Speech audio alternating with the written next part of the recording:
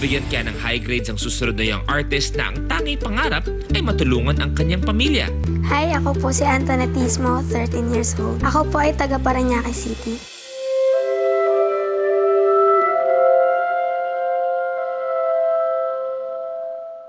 Dito po kami nakatira sa ilalim na tulay na to. Ito po si Papa, construction worker po. At ito po si Mama, housewife. Tapos ito po yung aking mga kapatid. Kami po ay 5 magkakapatid at ako po ang panganay.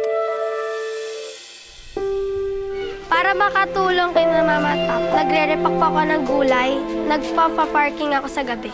At dati din po, nagtitinda po ako ng kalamay. 13 years old, pero sa atin gusto nang tulungan kayo agad-agad. Ano mong pakiramdam yun? Proud po, kasi alam niya na yung gusto niyang gawin. Alam niya kung paano makakatulong, ganun.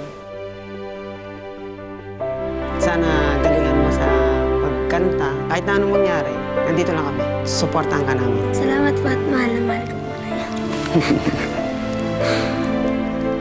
Para kanino yung kakantahin mo ngayon sa mga coaches natin?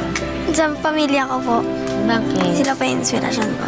So itong kantahin mo, itong kanta mo ngayon, isipin mo ang mga kapatid mo, si Mama, si Papa at si Lola. Na? Okay? Okay. High five!